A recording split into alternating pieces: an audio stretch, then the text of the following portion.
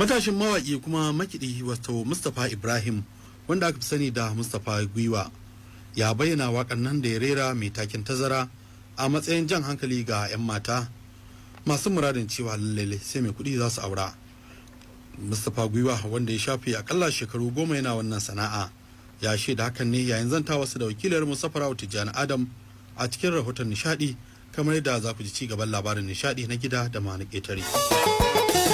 Da sauran tazara tsaya ki amshi batuna a san kina yau nisan da ban yi aune ba.